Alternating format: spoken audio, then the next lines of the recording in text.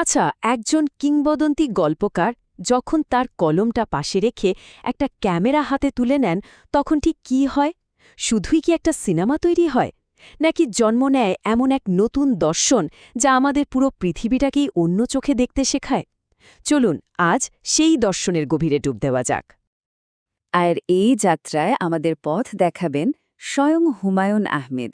তার নিজের লেখা থেকে আমরা আজ খুঁজে বের করার চেষ্টা করব সিনেমা আর জীবনের মধ্যে লুকিয়ে থাকা এক গভীর যোগসূত্র।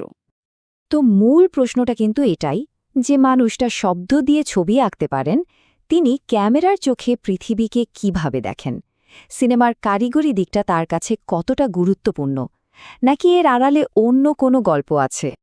প্রথম ধাপেই আমরা চলে আসি মূল ভাবনাটাতে। হুমায়ুন আহমেদের কাছে দেখুন, সিনেমাটোগ্রাফি কোনো টেকনিক্যাল ব্যাপার ছিল না, এটা ছিল আলোর সন্ধানে এক দার্শনিক যাত্রা। আচ্ছা, সাধারণভাবে সিনেমাটোগ্রাফি বলতে আমরা কি বুঝি? ক্যামেরা, লেন্স আর লাইটিংয়ের একটা নিখুঁত টেকনিক্যাল খেলা, তাই তো? এটাই তো এর গতানুগতিক সংজ্ঞা। কিন্তু ভাবুন তো, যদি কেউ এসে এই পুরো সংজ্ঞাটাকে চ্যালেঞ্জ করে বসেন। আর ঠিক এই কাজটাই করেছেন হুমায়ুন আহমেদ। তিনি এই টেকনিক্যাল সংজ্ঞাটাকে যেন পুরোপুরি উল্টে দিলেন। তার কাছে এটা যন্ত্রপাতির কারসাজি নয়, এর চেয়েও অনেক বড় কিছু। এটা একটা দর্শন। আর সবচেয়ে অসাধারণ কথাটা হলো, তিনি একে বলছেন আলোর সন্ধান। তার বিশ্বাসটা ছিল একদম স্পষ্ট। আসল জিনিসটা ক্যামেরা, লেন্স বা ফিল্মের রোল নয়।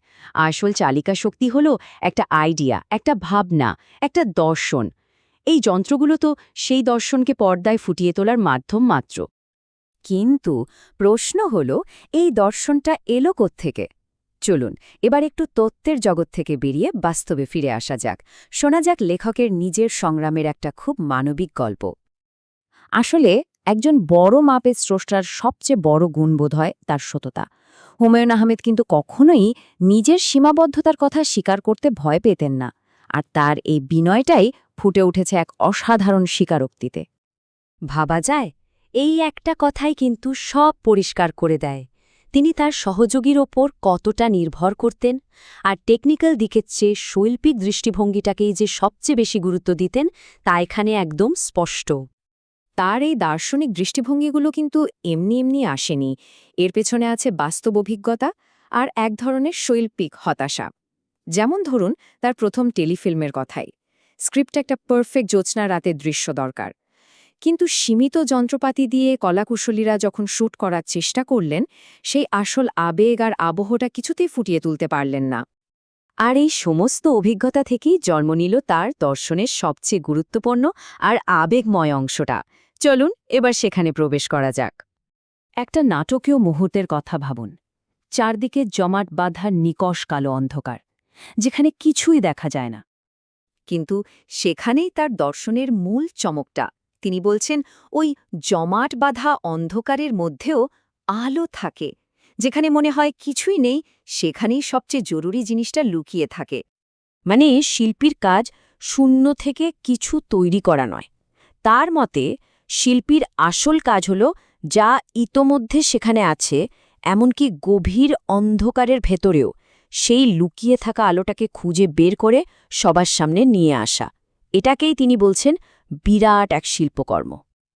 আর এই ভাবনাটা যখন মাথায় আসে, তখন বিষয়টা কিন্তু আর শুধু সিনেমা বানানোর মধ্যে সীমাবদ্ধ থাকে না। চলচ্চিত্র নির্মাণের এই দর্শনটা মিলে যায় এক চিরন্তন সত্যের সাথে। তাহলে পুরো আলোচনা থেকে আমরা মূল কি বিষয় পেলাম? প্রথমত, শিল্প মানেই আলোর খোঁজ। দ্বিতীয়ত, যন্ত্রপাতির চেয়ে দৃষ্টিভঙ্গি অনেক বেশি জরুরি। তৃতীয়ত, অন্ধকার মানে সব কিছুর শেষ নয়, বরং এটা একটা নতুন সুযোগ। আর সবশেষে, শিল্পীর কাজ হল লুকিয়ে থাকা সৌন্দর্যকে সবার সামনে প্রকাশ করা। এই শক্তিশালী শেষ কথাটা কিন্তু পুরো আলোচনাকে একটা অন্য মাত্রায় নিয়ে যায়। শিল্পীর এই যে আলোর দিকে যাত্রা, এটা আসলে আমাদের প্রত্যেকের জীবনের যাত্রারই একটা প্রতিচ্ছবি। শেষ পর্যন্ত এই প্রশ্নটাই হয়তো আমাদের সবার জন্য থেকে যায়। এই দর্শনটাকে যদি নিজের জীবনে কাজে লাগাতে হয়, তাহলে আমাদের প্রত্যেককেই খুঁজে বের করতে হবে যে আমাদের নিজেদের আলোটা ঠিক কোথায় লুকিয়ে আছে।